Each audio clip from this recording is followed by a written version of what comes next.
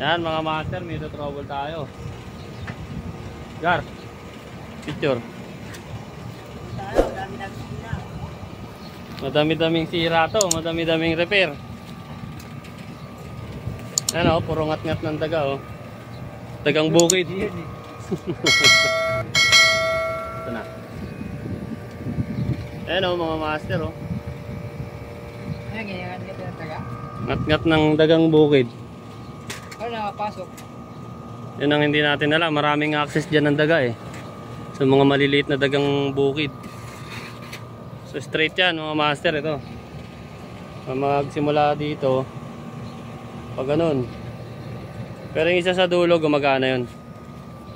So check na natin. 17, 16, 15, 14. Yan so ito yung in-house maintenance. Mag-picture siya. Kaway ka muna all. Pasok natin yan sa YouTube. May nag-i-illusion pala kayo eh.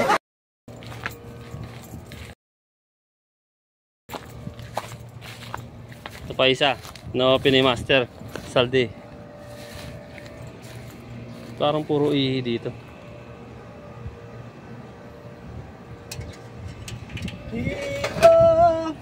Repair. Control repair. Nakapatay na lahat ng breaker doon, pre. Doon. Ay, doon ako kapatay. Check mo na rin yung ano, yung breaker kung maigpit.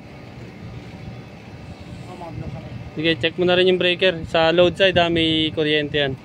Kung ano, kung maigpit. Hindi na, igpitan mo lang. Ingat lang na wag dumikit sa bakal, ha, pre. Ito? Oo. Kasi sasaltik yan pag dumikit sa bakal. Basta hindi mo na maikot. O kaya walang luto. Wala. Pinatay ko na to. Yan, so preventive maintenance kasi tayo dito eh. Nag-PPM tayo ng mga aircon. So maraming hindi gumagana. Maraming hindi lumalamig. Yung iba indoor lang, so hindi gumagana yung outdoor. Tapos ito yung bumungad sa amin. Tulohin mo yan!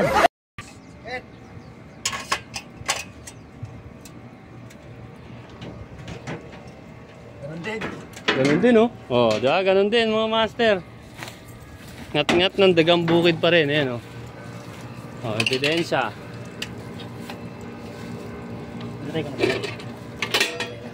Yan, so puro dagang bukid ang dumali dyan mga master. Picture.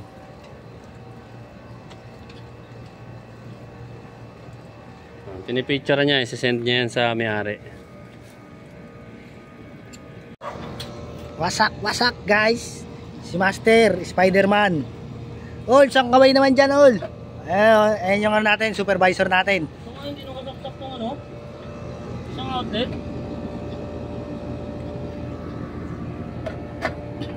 Ang galing oh. Guys, oh. Sobrang galing Master, hawakan niya yung kuryente na yan. Tut. Diba? Huwag gagayahin ha, walang supply yan. Nakapatay ito sa loob, nakabukas. Bukas yan, yung breaker niyan. Logsu eh. Logsu, palitin. Logsu. Kaya pala eh. Sana yan? Ano kaagad? Ating kumpleto. Ang pinipukle. Diyan.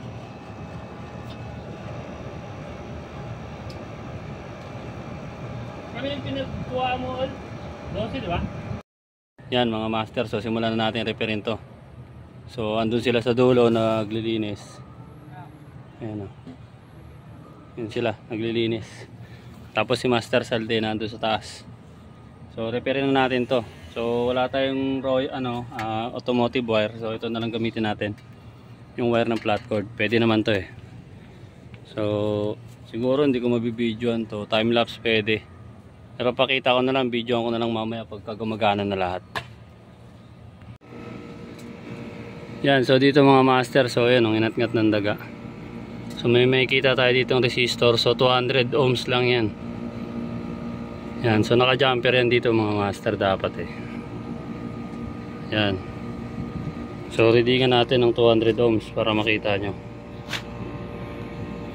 Baliktarin ko yung camera. Yan, so 202 ohms mga master. Ayan o. So nakaganyan siya. Yan, so 202 ohms. Ayusin natin yung clamp. Ang galing mo pala dyan ah. Pata natin, so dapat 202 200 ohms to.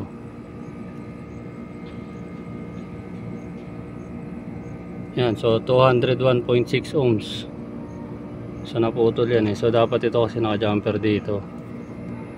Tapos meron pa tayong isang naputol na nakita ko dito. Yung papunta naman sa ano, condenser coil sensor. Ito mga master. Yan, ito yung wire nya. Papunta siya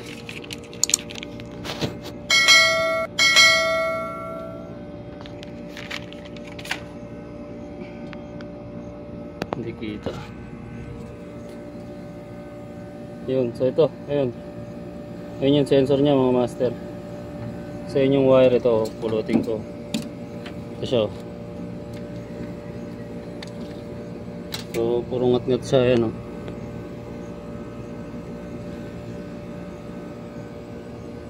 Yan, so kailangan idugtong natin to mga master. Yan, so dito na putol yan.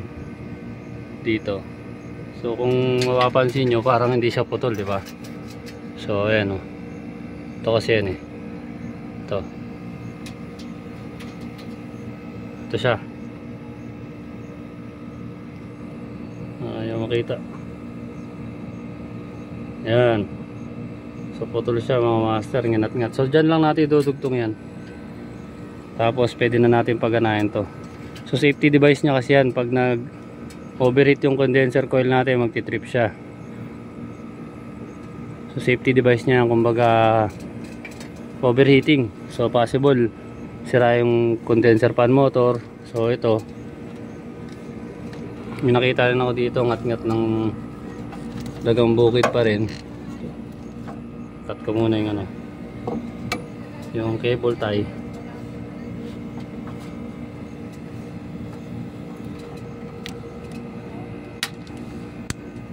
Yan. Nakat ko na. Ito. Ayan o. So sana walang damage. So the rest yung iba ganyan din sa control, sa communication wire na damage. Pero itong block meron to. So re-repair natin yan. It's either doon na tayo magdudugtong sa loob or i-extend lang natin to. So nakatali lang naman yan sa bracket ng ano eh, bracket ng condenser fan. Yan, so gawin ko na lang muna to, tapos videoan ko na lang mamaya pag gumagana na yung 4 na unit. Yan na mga master, update tayo. So yung ginagawa nating aircon na 4 na may diferensya, so actually kahapon pa yun, okay na, gumagana na siya.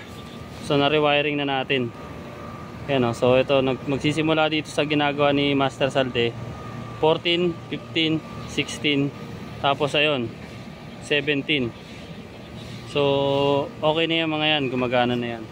Yun nga lang, bukod sa wiring na ginawa natin dito mga master, so nagkarga tayo dito sa number ba kinarga natin de?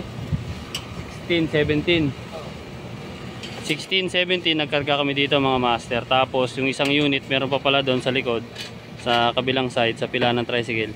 So number 25 magkakarga pa tayo doon, possible kasi Okay na to? Gauge? oh, possible kasi ano eh, mababa karga niya, gawa ng not cooling siya. Tapos nag-ice build up yung ano niya, suction line niya. Yan, so pero titrace pa rin natin kung anong cost ng ano, kung bakit di siya lumalamig. Pero possibility yun lang naman mga master, kasi gumagana yung compressor. Katala.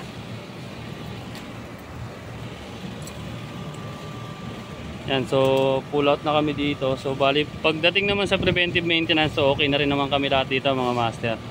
So pakita ko sa inyo yung kulay ng ano, ng coil na in-spray nila Master Salte kahapon.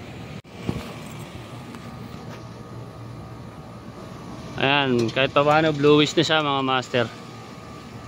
Bluish, may konting tupi-tupi pa nga eh. Bluish na, may tupi pa. Sus naman.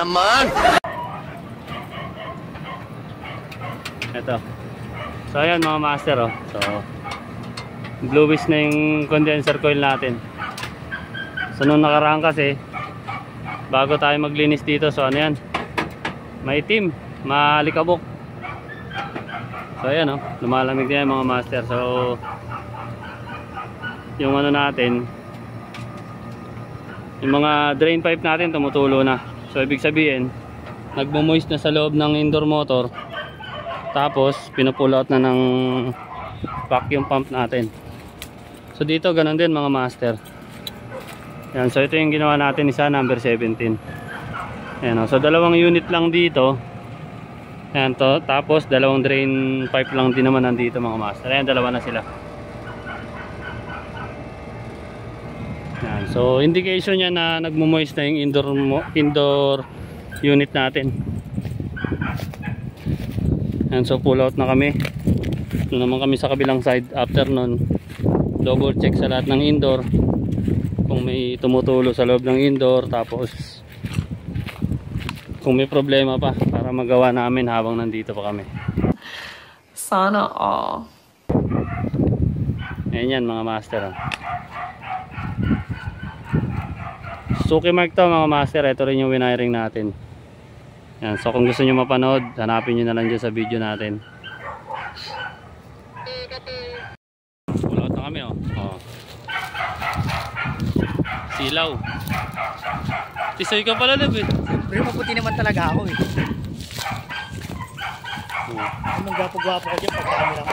Tisoy, partida, nagbilad pa sa arawan yan oh.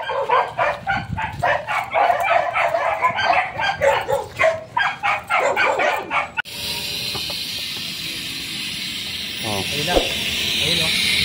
Tumundang tuktok eh, yan o. Ayun o. Pero dito sa loob, sa terminal yan.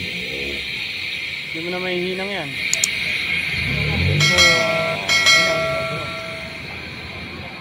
Gana, siyempre yun mo.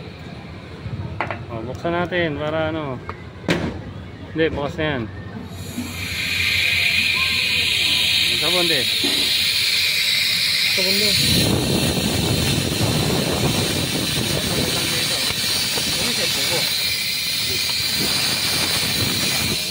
Sorry.